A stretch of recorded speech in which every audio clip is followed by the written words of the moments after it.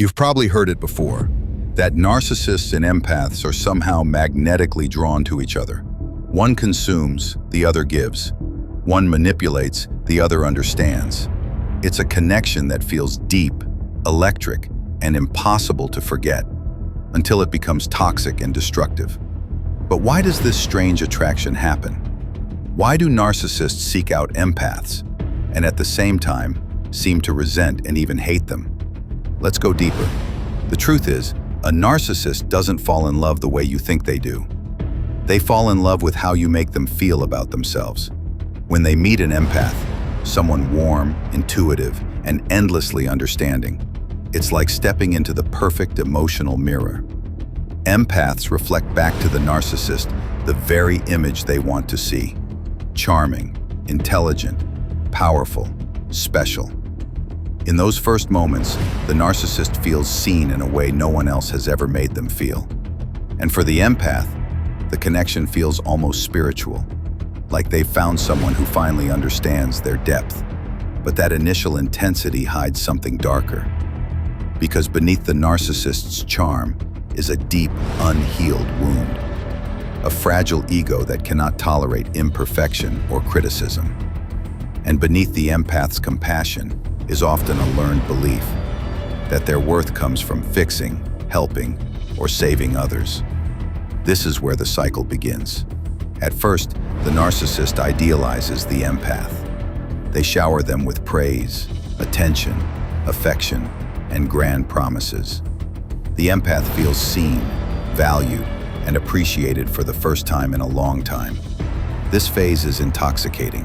It feels like destiny, a meeting of two souls. But what's really happening is projection. The narcissist is projecting their fantasy of perfection onto the empath, and the empath, craving genuine connection, believes that fantasy is real. But no human can live up to a fantasy forever. And once the empath begins to show normal human flaws, needing rest, setting boundaries, disagreement, the narcissist's illusion begins to crack. And that's when admiration turns into resentment. You see, narcissists are drawn to empaths for the same reason they eventually hate them. Because empaths can see too much.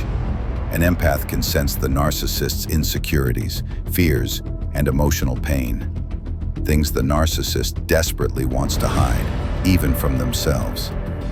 At first, that emotional insight feels comforting, but soon, it feels threatening. To a narcissist, being truly seen is dangerous. They depend on maintaining an image, strong, flawless, superior.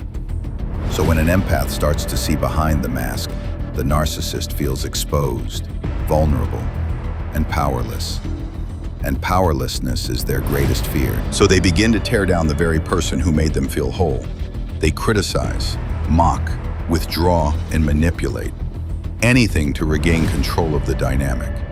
The empath, confused and heartbroken, tries even harder to fix the relationship, to love the narcissist back into warmth. But it never works, because the narcissist isn't looking for love. They're looking for fuel. And the moment the empath stops supplying it, they become the enemy. This love-hate dynamic runs deep. To the narcissist, the empath is both the dream and the threat. The dream because the empath's kindness feeds their ego. The threat because that same kindness exposes their emptiness. When an empath holds space for a narcissist's pain, they unintentionally shine a light on everything the narcissist tries to bury. The shame, the inadequacy, the fear of being ordinary. That mirror becomes unbearable to look into. So, instead of facing themselves, the narcissist destroys the mirror. They devalue the empath. They twist their kindness into weakness. They accuse them of being needy, dramatic, or too sensitive. They rewrite the story so they can feel powerful again. And the empath, deeply introspective and compassionate, internalizes the blame. They start wondering, maybe I am the problem. Maybe I'm too emotional. Maybe I expect too much. That's how the narcissist keeps control. Not through brute force, but through confusion. But make no mistake, underneath that manipulation is fear. The narcissist doesn't hate the empath because of who they are. They hate them because of what they represent. Empaths represent authenticity, vulnerability, real emotional connection. All the things a narcissist craves but cannot sustain without feeling exposed. To a narcissist, the empath's natural ability to love deeply feels both magnetic and intolerable. It draws them in, but it also threatens to reveal everything they've spent a lifetime hiding. So they push and pull. They love bomb and discard. They want the empath close enough to feed on, but not close enough to truly see them. It's an emotional tug of war, one the empath can never win. So why doesn't the empath just leave? Because at first, the connection feels like destiny. It feels like understanding, chemistry, and fate all rolled into one. And when the narcissist starts to withdraw, the empath feels an unbearable need to bring back the person they first met. They think if they just love harder, if they're just more patient, more forgiving, more kind, they can fix it. But the truth is, the person they're trying to fix was never real. It was a mask, a carefully crafted illusion built to attract empathy, not intimacy. And the moment you stop reflecting what the narcissist wants to see, they have no use for the mask, or for you. Eventually, the empath begins to realize that their love can't save someone who refuses to see their own reflection honestly. And this realization is both painful and freeing. Because here's the deeper truth.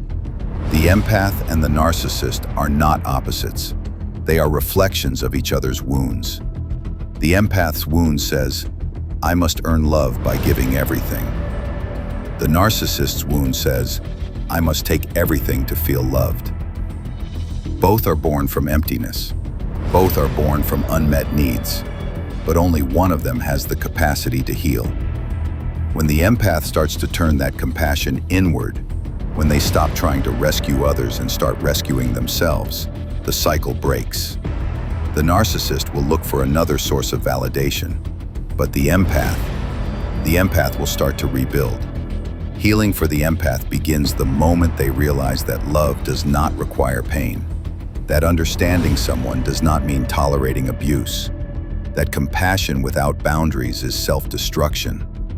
It begins when the empath learns that saying no is not cruel, it's sacred. When they understand that walking away is not giving up, it's reclaiming peace. And that protecting their energy is not selfish, it's survival.